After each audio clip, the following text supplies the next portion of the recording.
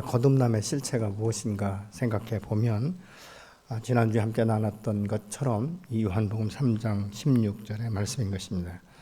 이 말씀을 믿고 그 마음으로 받아들이면서 회개할 때 이 거듭나는 역사가 일어나게 되는 것이죠.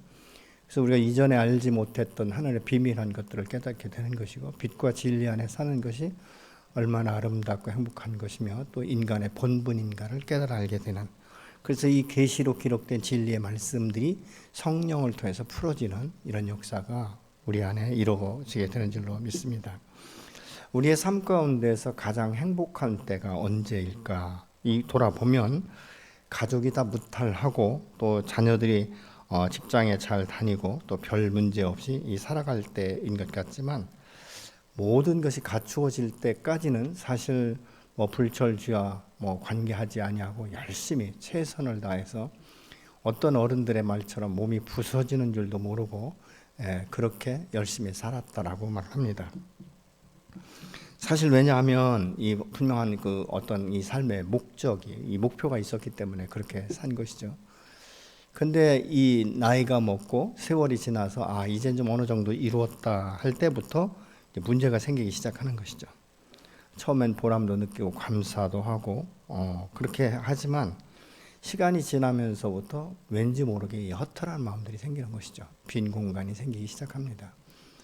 그 왜 그럴까를 생각해 보면 정말 내가 인간다운 삶을 살지 못했다. 이 사랑이 무엇인지 또 사랑을 주지도 못하고 받지도 못하고 살다 보니까 이 공허한 부분, 뭔가 부족한 이런 이 부분들, 사람이 세상 가운데서 물질이 많고 젊고 건강하고 이 풍요로운 이것이 아니라 사랑이 없으면 결국은 이 사랑의 이 결핍으로 인하여서 정신적으로나 또 이 삶 가운데 문제가 오는 것들을 우리가 보게 되는 것이죠. 사랑이 모자라면 모든 것이 그렇기 때문에 다 채워진다 할지라도 이 부족한 것을 느끼게 되는 것이죠. 죄성을 가진 인간의 대부분의 사랑이라는 것은 주는 것보다는 받는 것 아니겠습니까? 희생하기보다는 희생을 강요하게 되고, 당신은 당연히 그렇게 나를 위해서 살아야 돼, 이렇게 말하는 사람들이 있는 것들을 우리가 보게 되는 것이죠. 자신의 헌신, 자신의 희생보다는 나를 위해서 누군가 헌신하고 희생되어지기를 원하는 것이죠. 내 기분을 맞춰주고 그러면서 내 삶 가운데 유익한 이 돕는 이 역할을 감당해 주기를 원하는 것이 죄성을 가진 인간의 모습인 것이죠. 그러나 인간은 이 죄성을 가지고 있고 또 이 감정이 있기 때문에 누구든지 모든 것을 아낌없이 내어줄 수는 없습니다. 근데 하나님의 사랑은 어떻습니까? 아낌없이 내어주는 사랑이지 않습니까?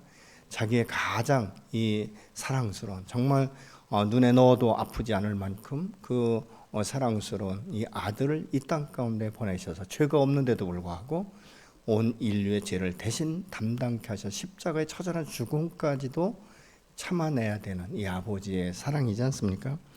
우리가 어렸을 적에 많이 읽고 또 어린 아이들에게 많이 읽어줬던 쉘 실버스타인의 아낌없이 주는 나무라는 이 작은 책자가 있습니다. 그림책인데 아낌없이 주는 나무는 작은 소년의 이 소원을 다 들어주는 것을 보지 않습니까? 아주 어렸을 적부터 그네를 타고 이러다가 나이 먹고 늙었을 때는 또 그 나무에 와서 몸통을 다 내어주는 이런 그 모습을 보고, 마지막으로는 그 그루터기가 남아 있어서 그 늙은 소년이 그 그루터기에서 쉬는 이 모습을 나타내는 것이 바로 아낌없이 주는 나무인 것을 우리가 보게 되죠. 그런데 이 하나님께서는 정말 그 이상으로 당신의 독생자 예수 그리스도의 생명을 아낌없이 저와 여러분을 위해서 나누어 주신 줄로 믿습니다. 우리가 이 거듭난 것이 이 사랑으로 인한 것이었음에도 불구하고 우리의 사랑은 여전히 옛사람의 정서를 따라서 이 사랑의 감정과 열정이 있음에도 불구하고 다툼이 일어나는 것은, 인간적인 사랑은 항상 감정과 환경에 따라서 변화된다는 것을 우리가 알게 되는 것이죠. 누구든지 이 사람은요, 하나님의 그 사랑처럼 조건 없이 주지 않는다는 것이죠. 이건 부부 간에도 그렇고 부모와 자녀 간에도 다 주는 것 같지만 결국은 무엇입니까? 뒤끝이 있는 모습을 볼 수 있지 않습니까? 부모가 자녀를 사랑해서 모든 걸 다 내어주고도 나중에 자기 마음에 들지 않는다든가, 나이가 먹고 늙었는데도 불구하고 자녀들이 공양하지 않을 때 참 내가 헛살았다, 잘못 살았다, 이럴 줄 알았으면, 이런 후회를 하면서 너는 내 자식이니 아니니 이런 이야기들을 하는 것을 보면 뭔가 뒤끝이 있다는 것을 우리가 알 수 있게 되지 않습니까? 그러면서도 이 사람에게서 하나님의 사랑과 같은 사랑을 기대하는 이런 기대하는 마음들이 굉장히 크지요. 그렇기 때문에 특별히 원가정 가운데서 온전한 사랑을 받지 못한 사람들은 이 다른 사람으로부터 인정받고 사랑받기 원하는 이 마음이 굉장히 강합니다. 그래서 사랑받기 위해서는 자신의 모든 것들을 내어주고 싶은 이런 이 마음들을 갖게 된, 잘못된 이 자아상을 갖게 되는 것들을 우리 삶 가운데 보게 되는 것입니다. 여러분의 현재 사랑은 어떻습니까? 여러분의 마음 가운데 나는 얼만큼 사랑을 받고 인정받는다라고 지금 그렇게 생각하고 그렇게 믿고 계십니까? 사랑은 내가 받은 만큼 흘려보낼 수 있는 것이죠. 그런데 내가 50% 채워졌다고 해서 50%를 다 줄 수는 없는 것이죠. 내가 50% 채워졌으면 한 20% 정도 다른 사람에게 흘려보낼 수 있는 것이죠. 왜냐하면 사랑의 탱크가 비어 있으면 아무리 사랑을 주고 싶어도 이 마음으로 생각으로는 그것이 주어지는 것 같지만 실질적인 삶 가운데는 나눠줄 수 있는 에너지가 없기 때문에 줄 수 없는 이 안타까운 심정들을 우리가 보게 되는 것이죠. 사랑은 하나님께서 그 아들 예수를 이 땅에 보내신 이 목적을 우리가 보면 우리를 사랑하시기 때문에 오셨지만 사실은 심판을 위한 것이 아니라 세상을 구원하기 위함이다 라고 17절은 말씀하고 있습니다. 하나님의 그 아들을 보내신 것은 그로 말미암아 구원을 받게 하려 함인데 17절 하나님이 이 땅 가운데 보내신 것은 심판하려 하는 것이 아니라 그로 말미암아 세상의 구원을 받게 하려 함이다라고 분명한 목적에 대해서 말씀을 하고 있습니다. 하나님이 이 땅에 예수님을 보내신 목적은 세상을 정죄하기 위한 것이 아니라 그로 인해서 세상이 구원을 받게 하려 하심이다라고 분명히 말씀하고 있지만 요한복음 9장 39절을 보면 심판하기 위해서 오셨다라고 말씀을 합니다. 예수께서 이르시되 내가 심판하러 이 세상에 왔으니 보지 못하는 자들이 보게 하고 보는 자들이 맹인이 되게 하려 하심이라 하시니, 이것은 심판의 중요한 의미는 복음 자체가 심판적 요소를 지녔다는 것을 지금 말씀하고 있는 것이죠. 그래서 18절에 보면 그를 믿는 자는 심판을 받지 아니하는 것이요 믿지 아니하는 자는 하나님의 독생자의 이름을 믿지 아니하므로 벌써 이미 심판을 받았다라고 말씀하고 있습니다. 다시 말하면 생명의 복음을 듣기 전에 누구든지 사망의 길로 가고 있으면서도 그것이 사망의 길이라는 것을 알지 못하고 살아간다는 것이죠. 왜요? 그 사람들에게는 어둠의 영에 이끌리기 때문에 이게 보이지 않는 것이죠. 영원한 것이 무엇인지, 심판이 무엇인지, 구원이 무엇인지, 빛이 무엇인지를 깨닫지 못하는 삶을 살아가게 되는 것입니다. 그렇기 때문에 죄성을 가진 인간이라면 누구나 영원한 죽음이 예고되어 있음에도 불구하고 그것을 모르기 때문에 자기 소견에 옳은 대로 살면서 자신은 괜찮다고 여기는, 그래서 이 부분을 우리가 볼 때 사람이 아무리 인격적으로 물질적으로 성공적인 삶을 살았다 할지라도 죄인의 길은 여전히 멸망하는 길이기 때문에 행복한 것 같지만 그 끝은 불행한 길이다, 사망의 길이다라고 말하고 있지 않습니까? 근데 성경은 보편적인 사람들은 넓은 길, 대로를 선호한다라고 말합니다. 왜? 많은 사람들이 그곳으로 가기 때문에 나도 그 무리 속에 섞여서 가는 것이 당연한 것처럼 생각하고 있지만 생명의 길은 좁다라고 말을 합니다. 예루살렘의 성지 순례를 갔는데 지금 정확하게 어느 지역인지는 제가 기억이 나지 않습니다만은 그곳에 들어갈 때 굉장히 문이 좁아요. 아주 작고 좁습니다. 고개를 숙이지 않고는 들어갈 수 없어요. 근데 가이드가 어떻든 어떻게 말을 그걸 설명하는지요.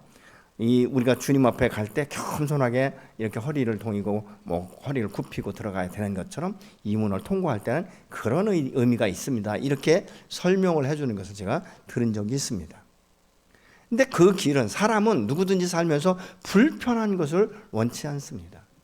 사실 이스라엘 백성들이 출애굽하고 40년간 광야에서 살았지만 환경적으로는 불편했지만 그들의 마음과 그들의 삶은 여호와 하나님께서 함께 하셨고 낮에는 구름 기둥으로 밤에는 불 기둥으로 지켜주셨기 때문에 그들의 삶은 안전한 삶이었음에도 불구하고 이 불안전한 생각 때문에 항상 불편하고 항상 원망하는 모습을 우리가 볼 수 있게 되는 것 아니겠습니까? 오늘날 왜 사람들이 어둠을 빛보다 더 좋아하는지 아십니까? 어둠은 자기의 죄를 가려주는 일부분이 있어요. 자기의 그 속사람 가운데 오픈하지 않으면 아무도 모르는 것 같은 이런 착각을 하고 산단 말이죠. 그러나 우리 하나님은 그의 행동이 아니라 그의 마음 중심을 보시기 때문에 무엇이 있는지를 알지 않습니까? 여러분, 하나님 앞에 죄는 정확하게 드러나는 것이죠. 여러분, 여리고성 전투에서 모든 것을 하나님께 드리라고만 했는데 아간이 어떻습니까? 아무도 모르게 숨기면 되는 줄 알지 않습니까? 그러니까 그 한 사람의 죄로 인해서 아주 작은 2-3천 명만 인간적으로 볼 때 올라가도 충분하게 점령할 수 있었던 작은 아이성 전투에서 처절하게 실패하는 모습을 우리가 볼 수 있지 않습니까? 아무도 몰랐어요. 그러나 여호와 하나님께서 아간의 죄를 정확하게 드러내시는 모습을 우리가 볼 수 있게 되는 것이죠. 어둠은 그런 것이죠. 죄와 결탁하고 자기의 것들을 밖으로 드러내지 않으려는 속성이 있는 거예요.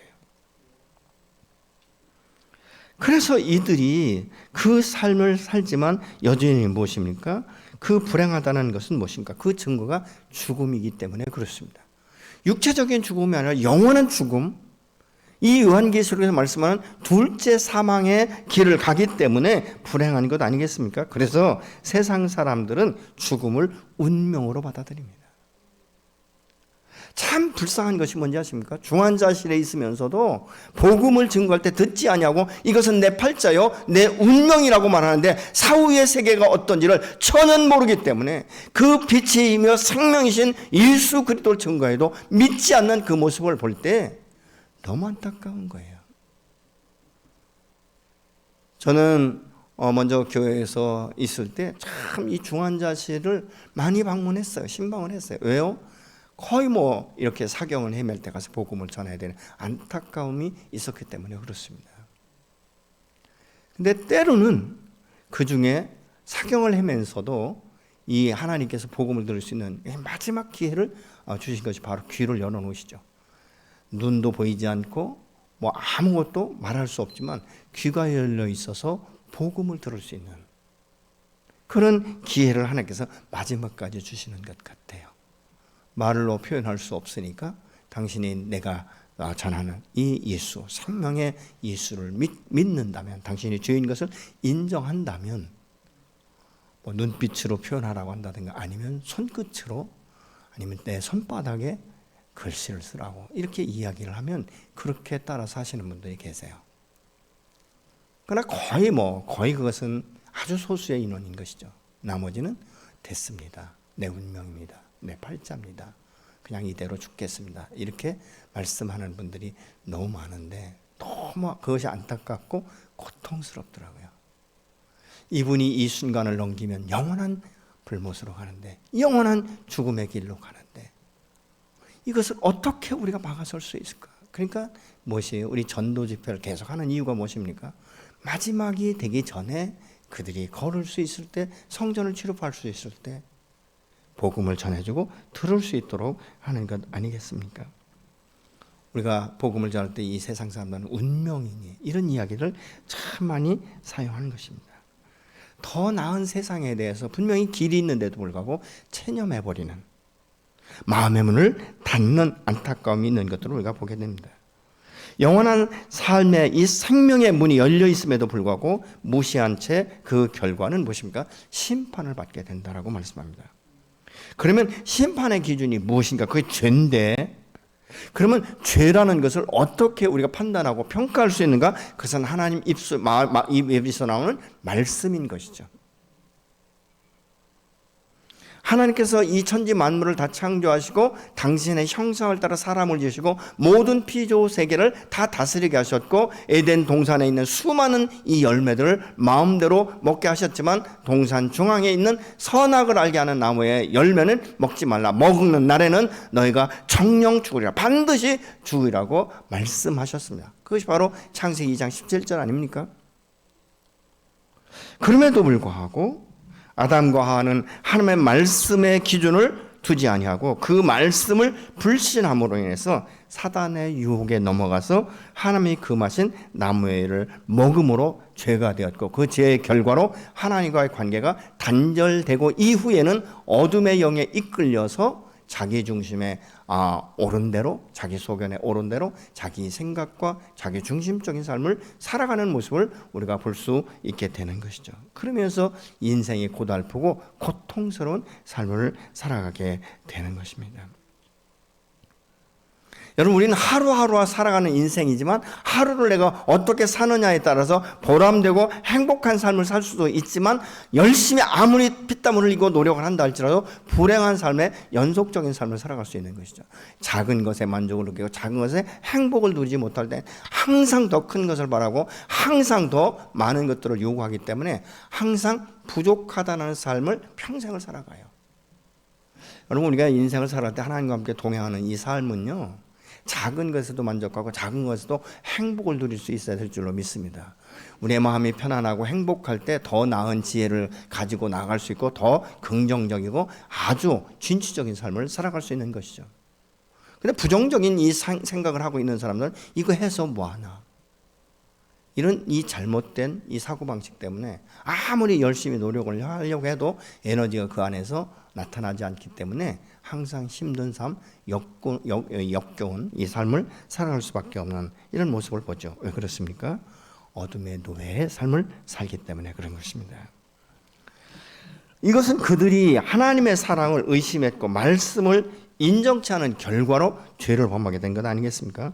왜 사람들이 하나님의 심판에 대한 말씀이 있는데도 불구하고 믿지 않는가? 이미 익숙한 삶이 더 편한 거예요. 지금까지 안전했다고 생각하기 때문에 굳이 복음을 들으려고 하지 않는 거예요. 여러분, 예수를 믿지 않기 때문에 계속적으로 환난과 역경과 이 고난과 이런 것들이 계속된다면 벌써 깨달았을 거예요. 그런데 믿지 않아도 편안한 삶을 살잖아요. 이 세상 가운데 오히려 믿음의 사람들보다 더 잘 먹고 잘 사는 사람들이 많지 않습니까? 왜? 불의와 타협할 수 있기 때문에, 부정과 타협할 수 있기 때문에 그런 것 아니겠습니까? 요즘의 세상을 보면요, 얼마나 사람들의 얼굴이 뻔뻔한지, 내로남불이 너무 많지 않습니까? 왜 그렇죠? 그들은 두려움이 없는 거예요. 그런 수단 방법을 가리지 않고 그렇게 살아왔기 때문에 그렇게 사는 것이 당연한 것처럼 생각하고, 특별히 자기가 그렇게 사는 사람은 다른 사람도 그렇게 살 것이라는 선입견을 가지고 있는 경우가 굉장히 많습니다. 여러분, 그러나 내가 그렇게 산다고 해서 모든 사람이 다 그렇게 살진 않거든요. 여러분, 믿음 안에 거듭난 사람이라고 해서 모두가 다 동일하게 하나님 중심의 삶을 사냐? 그렇지 않습니다. 여전히 예수 안에 있지만 자기중심적인 삶을 사는 사람들이 너무 많습니다. 근데 그 특징이 있다라고 말하고 있죠. 19절에 정죄는 이것이니 곧 빛이 세상에 왔을 때 사람들이 자기 행위가 악함으로 빛보다 어둠을 더 사랑한다 라고 말씀하고 있습니다. 사람들이 왜 빛 가운데 나오지 못하는가? 첫 번째는 자기 행위가 악하기 때문이라고 말하고 있지 않습니까? 사람이 미움이 가득한데 어떻게 사랑의 그 사람 앞에 나올 수 있겠습니까? 여러분이 어둠에 있는 사람들의 특징 중에 하나가 굉장히 교만이 많습니다. 세상적으로 지식적으로 학문적으로 어떤 명예나 어떤 이런 것들이 높아지면 높아질수록 그 마음 가운데 얼마나 교만이 자리 잡는지 모릅니다. 여러분, 바리새인이 이 세리를 무시하는 그 모습 보세요. 사람 취급도 하지 않지 않습니까? 근데 하나님은 어떻습니까? 세리의 마음을 더 이해하시고 용납하시지 않습니까? 눈을 떴으되 맹인이다라고 주님이 말씀하는 모습을 우리가 볼 수 있게 되는 것이죠. 마음이 높아지고 마음이 교만하면요, 누구에게도 굴복하고 싶지 않은 이런 심리가 죄성을 가진 인간 안에 있기 때문에 그렇습니다. 두 번째는 빛보다 어둠을 더 사랑하기 때문에 그렇습니다. 어둠 속에서 누리는 이 일시적인 쾌락을 끊을 수 없다는 것이죠. 그것이 자신의 인생을 멸망케 하는 것임에도 불구하고 당장 끊게 되면 너무나 막막할 것 같고 아무것도 할 수 없을 것 같은 두려움, 염려, 이런 것들이 그 마음 가운데 있게 되는 것이죠. 사람이 계속 죄에 머물기 위해서 또는 변명하기 위해서는요, 어둠을 더 사랑할 수밖에 없다는 것이죠. 얼마나 합리적으로 이것을 설명하려고 말하고 있는지. 사람이 어둠에 묻혀 있으면요, 죄의 일부분이 감추어진다는 것을 알기 때문에 그 마음을 가지고 있어서 빛 가운데 감히 나올 수가 없는 거예요. 왜요? 빛 가운데 나오면 자기의 속에 있는 모든 수치라든가 모든 더러운 것들이 다 드러날 수 있기 때문에 그렇습니다. 저는 이 시골에서 살았기 때문에 지금은 뭐 음식물을 전부 다 이렇게 음식물 통에다 배출을 시키지만 옛날 시골에서는 구정물통이라고 있습니다. 큰 이 그릇에다가 말이죠, 항아리나 이런 곳에 이 구정물을 갖다 부어요. 그러면 저녁에 보면 아침에는요 굉장히 맑은 물입니다. 그래서 어떤 때는 그냥 목마르면 그 물을 먹을 만큼 그렇게 막 씁니다. 근데 그거를 이제 소죽을 끓이려고 막대기를 한번 휘 저어놓으면 그 속에 있는 모든 오물들이 다 드러나기 시작하죠. 얼마나 더러운지.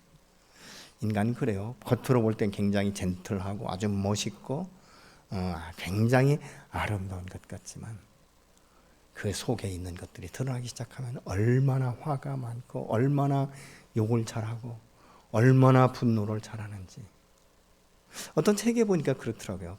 굉장히 부유한 이 여인이 화장돼서 이 화장을 하다 보니까요 막 겉으로 칠하는데 항상 그 눈에 보일 때는 해골만 보이더라는 거예요.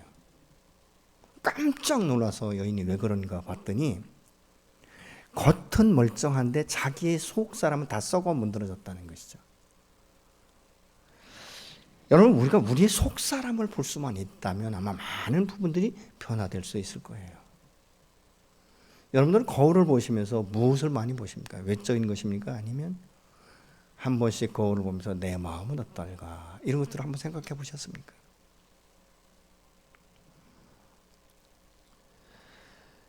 그래서 이 어둠의 마음을 가지고 있는 사람은 빛 가운데 오는 것에 대한 굉장한 두려움을 갖고 있다는 것이죠. 여기가 좋사오니 이렇게 말하고 있습니다. 저는 시골에서 아주 어렸을 적에 살았기 때문에요. 저희 집은 그래도 어느 정도 살 수 있어서 집이 괜찮았어요. 근데 저희 친구 집에 가면 이 토담으로 집을 지었어요. 토담으로.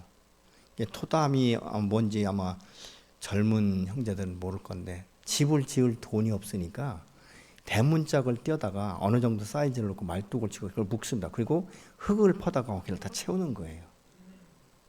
그러면 두께가 이 벽 두께가 최소한 60cm 이상이 됩니다. 굉장히 두텁습니다. 그러니까 창문을 낼 수 없어요. 그러니까 창문이라고 해봐야 겨우 빛이 들어올 만큼, 오늘날로 보면 한 화장실의 창문만큼, 그 정도가 방 안의 창문이에요.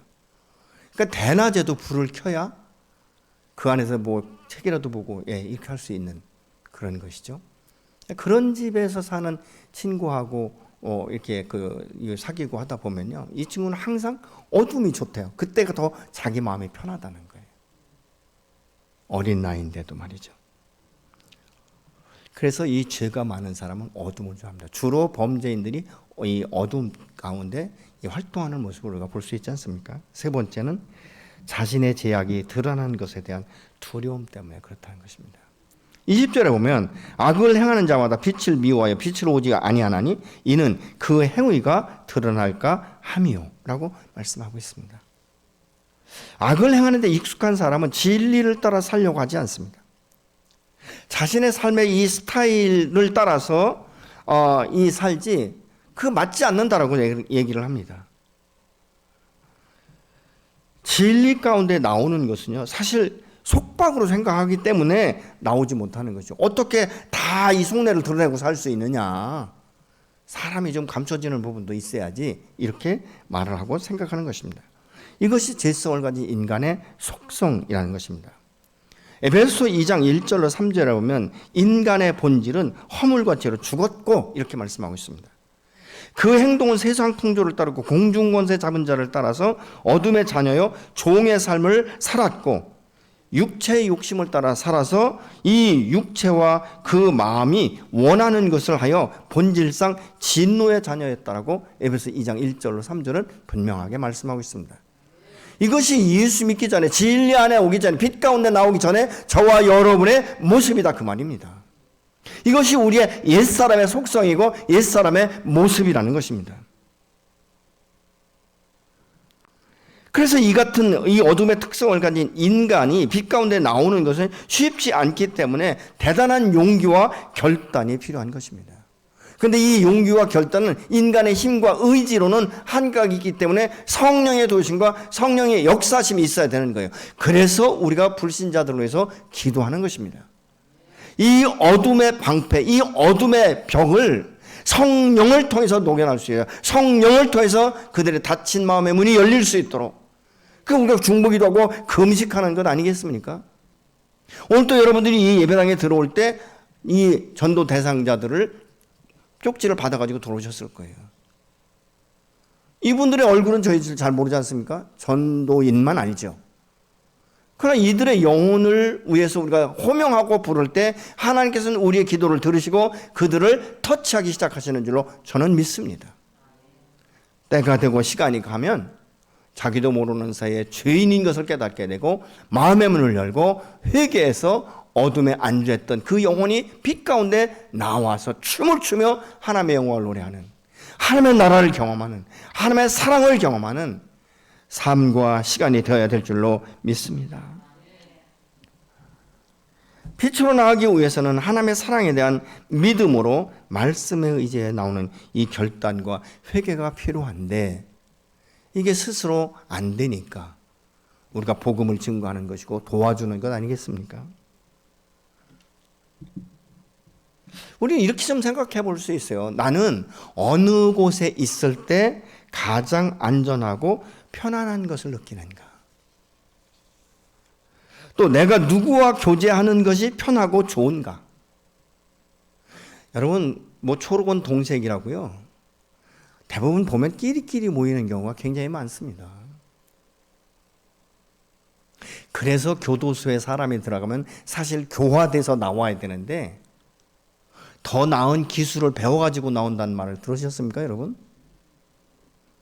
죄에 대한 업그레이드를 해가지고 나온다는 거예요. 왜요? 그 안에는 다 죄 저지른 범죄자들이 너무 많기 때문에 이 병신아 그러니까 걸렸지. 그러면서 하나의 기술을 가르쳐 준다는 거예요. 왜요? 교화가 안 되는 거예요. 왜? 정상적인 사람들이 많지 않기 때문에. 빛 가운데 있는 자들이 적기 때문에 그렇습니다. 저는 이 박효진 장로님이 교도관 일때에 이 사형수들에게 복음을 전할 때 처음에는요, 이 박효진 장로가 얼마나 깐깐한 사람인지 대꽃쟁이 같이 말라도 정말 이 깡다구 하나는 죄인들, 범죄자들 못지않게 있었다는 거예요. 자기가 예수 믿고 꼬꼬라지기 시작하고 복음이 뭔지 사랑이 뭔지 은혜가 뭔지를 깨닫고 나서 사형수들에게 복음을 전할 때 그들이 첫 번째 반응이 이랬다는 거예요. 아니 교도관님 왜 그러세요? 하나님의 사랑에 대해 증거할 때 내가 너를 사랑한다라고 할 때 믿지를 않았다는 거예요. 왜요? 자신의 과거 어떤 사람인지 그들이 너무 잘 알기 때문에. 근데 반복적으로 변함없이 그렇게 이야기할 때 그들이 예수를 믿고 나서 나중에 전도를 하는데요. 이 박효진 장로님이 전도한 사람보다 사형수들이 전도할 때 더 복음을 잘 받아들이더라는 거예요. 왜요? 그들은 어느 순간 자기도 모르게 형장의 이슬로 사라질 수밖에 없다는 사실을 알기 때문에. 나 같은 죄인이 어떻게 영원히 살 수 있겠느냐? 나는 비록 죄인이고 나는 형장의 이슬로 사라질 사람이지만 내가 언제 어떻게 죽을지 그것이 오늘일지 내일일지 모르지만 내 마음 가운데 영원한 생명을 주신 그 하나님의 사랑은 죄인이든 아니든 관계없이 모든 죄를 용서하시고 우리를 품으시기 때문에 그러면서 그들이 복음을 전할 때 수많은 사람들이 회개하고 돌아온다는 것이죠. 심지어는 어떤 사람들은 이 형장의 이슬로 사라지기 전에 마지막으로 남길 말이 무엇이냐고 물으면 오줌을 싸고 죽기 싫다고 하고 이런다는 것이죠. 그런데 예수 믿고 구원받은 영생의 확신이 있는 사람들은 이 가운데 예수 믿는 사람을 제하고 모든 분들에게 법관이든 교도관이든 누구든지 내가 믿는 예수를 믿고 천국에서 만나는 것이 나의 마지막 말이며 소원입니다라고 말한다는 것입니다. 왜요? 복음 앞에 빛 가운데 자신의 삶을 드러내고 철저하게 회개하고 이후에 영혼을 사랑하는 마음으로 생명의 복음을 증거하는 전달자가 되었기 때문 아니겠습니까? 내가 진리를 따르는 사람, 이 빛 가운데 있는 사람들과 대화할 때 때로는 더 답답할 수도 있고 좀 힘들 수도 있습니다. 어쩌면 이 빛 가운데 세상 풍조를 따르는 사람, 어둠 가운데 세상 풍조를 따르는 사람들이 약간 좀 불행한 것 같지만 아주 쿨해 보일 수가 있다는 것이죠. 돈도 잘 쓰고, 사람 접대할 줄도 알고, 말도 시원시원하게 하고, 어떤 때 내 필요를 채워주기도 하고, 그럴 수 있다는 거예요. 우리의 마음을 뺏어갈 수도 있다는 것이죠. 그러나 내가 늘 그와 함께 있다 보면 나도 모르게 점점점 닮아갈 수밖에 없는 그것이 바로 현실 아니겠습니까? 여러분, 욕 잘하는 사람 옆에 따라다니면 제가 볼 때 여러분들에게 아주 예언적으로 말하는 것은요, 한 6개월 이상만 따라다니면 여러분 입술에서 여러분도 모르게 욕이 저절로 잘 발산될 거예요. 왜요? 욕 잘하는 사람하고 말하다 보면 그것이 그냥 평범한 대화처럼 느껴지기 때문에 본인도 깨닫지 못하는 것이죠. 저는 저의 삶 가운데 이런 걸 실질적으로 경험했어요. 제가 군대 가기 전에 있었던 직장이나 군대 갔다 온 후에 직장이나 아니면 그 후에 이 직장에 다닐 때 제가 한 3가운데 직장을 다녔는데요. 다 달랐어요. 특성이 다 달랐어요. 처음에 제가 들어서 욕을 막 하고 말 막 하는 이 사람들 속에, 무리 속에 들어갔는데요. 그냥 그 사람들하고 얘기하다 보면 막 얼굴이 빨개지고, 이렇게 말을 하나? 왜 이렇게 사람들이 지저분한가? 아이고, 이렇게 하고 어떻게 사나? 그랬는데요. 한 6개월 이렇게 지나다 보니까요. 그냥 평범하게 저도 대화하고 있더라고요. 그렇게. 깜짝 놀랐어요, 나중에. 사람은 환경에 영향을 받을 수밖에 없습니다. 부정적인 말을 하는 사람들 곁에 가보세요. 계속 나도 모르게 부정적인 말을 하고 판단자 옆에 가면 나도 모르게 판단하기 시작하는 것이죠. 그래서 사람을 볼 때 긍정적인 것보다는 부정적인 것을 보고 잘된 점보다는 아주 잘못된 이 단점을 찾아가게 되는 이런 이 어처구니 없는 일들을 우리가 보게 되는 것이죠. 사랑은 믿음으로 받아들인 자에게는 복이 되지만 이 사랑을 믿지 않는 자들에게는 심판의 기준이 된다라고 지금 본문은 말씀하고 있습니다. 4월 17일 새생명 축제는 어둠에 갇혀 있는 이들의 이 영혼이 빛 가운데로 나올 수 있도록 저희들이 그 복음을 증거하는 것 아니겠습니까? 빛 대신 주님을 영접하고 빛 가운데 거하면서 하나님의 자녀답게 살게 하기 위한 것, 그게 바로 전도인 것입니다. 이 일을 위해서 함께 기도로 전도로 동역하는 성도님들 위에 이 하나님의 사랑과 은혜가 넘치기를 간절히 소망하고 축원합니다. 요즘에 이 금식하면서 중보하시는 분들이 그 단톡방에 그 결과를 꼭 보고 하시더라고요. 20분, 30분, 1시간, 1시간 반, 2시간 기도했다라고 올릴 때마다 제가 그걸 볼 때마다요, 얼마나 마음 가운데 뭉클뭉클한지 몰라요. 이름도 얼굴도 주소도 모른 채 한 영혼의 이름을 붙들고 금식하며 기도하는 그 사랑의 마음. 하나님께서 어떻게 생각하시겠어요? 내가 날 사랑을 전하는구나. 내가 너에게 사랑의 빛을 지고 있다고 하나님 말씀하지 않겠습니까? 너는 나의 동역자라고 말씀하지 않겠습니까? 여러분, 세상적으로 지식이 있고 아무리 지혜롭다 할지라도, 아무리 좋은 분별력이 있다 할지라도 그 안에 사랑이 없으면, 그 안에 생명이 없으면 우리는 괭과리가 다를 바가 없는 것 아니겠습니까? 그 지식이 정말 불의한 곳에 사용된다면 얼마나 많은 사람들을 해롭게 하겠습니까? 그러나 그 지식과 지혜가 예수 그리스도 안에서 하나님의 사랑 안에서 녹아지고 변화되기 시작하면 얼마나 많은 사람들에게 영향을 주고 얼마나 이 세상 가운데 영향을 줄 수 있겠는가. 우리가 예수 믿고 먼저 구원받았다는 것은 정말 축복 중에 축복인 줄로 믿으시기 바랍니다.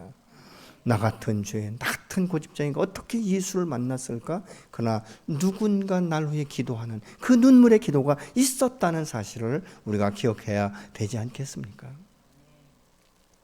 많은 사람들이 자기가 예수 믿은 줄 알아요. 그러나 그렇지 않습니다.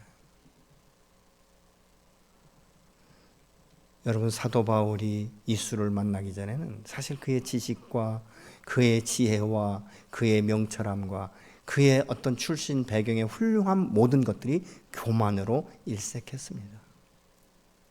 심지어는 스데반 집사 같은 사람을 돌에 쳐 죽일 때도 증인으로 서는 것을 아주 젊은 사람이 아주 행복하고 만족하고 당연한 것으로 여겼지만 예수를 만난 후에는 과거의 모든 것들을 배설물로 여기면서 그에게 주어졌던 지식과 지혜와 분별력과 이 모든 것들을 다 동원해서 아낌없이 자기의 생명을 내어주기까지 복음을 증거하는 아름다운 모습을 오늘날도, 그는 죽었지만 오늘날도 복음이 증거되는 그날까지 그의 아름다운 모습과 그의 삶의 모습을 배우고 닮아가고자 하는 사람들이 얼마나 많습니까? 여러분의 변화, 여러분의 삶, 여러분의 가정은 여러분으로 인해서 축복을 받게 될 것이고, 여러분이 있는 곳에 어둠이 떠나며 빛이 임하는 처소가 되어질 수 있도록 하나님께서 여러분을 통해서 역사하실 줄로 믿으시기 바랍니다. 여러분, 아주 어둠이 강렬할수록 작은 빛이 그 어둠을 물리칩니다.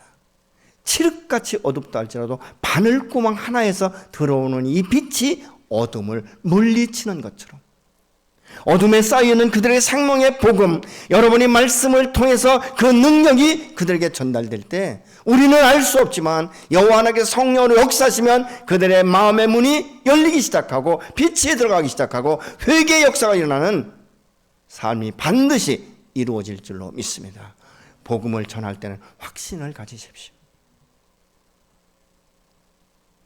그래서 여러분, 복음을 증거할 때 그 대상자를 만날 때 여러분 안에 먼저 기도를 하셔야 됩니다. 하나님, 내가 오늘 복음을 증거할 때 능력 있게 하시고 말씀이 예리한 검이 되고 그래서 그의 심령과 관절과 골수를 찔러 쪼개고 남는 역사가 일어날 줄로 믿습니다. 어둠을 일세로 결박합니다. 어둠이 그 안에서 역사하지 못하도록, 잠잠하도록 성령님 도와주십시오. 여러분, 이런 기도를 하고 복음을 전할 때 우물쭈물하지 마시고 담대하게 증거하십시오. 아멘. 우리가 못된 일을 지금 증거하는 거, 도둑질하자고 증거하는 거 아니지 않습니까? 생명을 증거하는 것이고 선포하는 것이고, 그래서 복음은 선포하는 것이 되어야 돼요. 무슨 지금 뒷구멍으로 무슨 타협하고 이런 건 아니지 않습니까? 당당하게. 그러나 그 안에, 여러분의 메시지 안에는 하나님의 사랑이 함께 담겨서 흘러가야 될 줄로 믿습니다. 이 밤에도 우리 하나님께서 여러분의 기도를 통해서 어둠에 앉혀있는 그들이, 사망의 그늘에 앉아있는 그들이 생명으로 나오는 이런 역사의 전환점이 될 수 있는 기도의 능력이 나타나기를 간절히 소망합니다.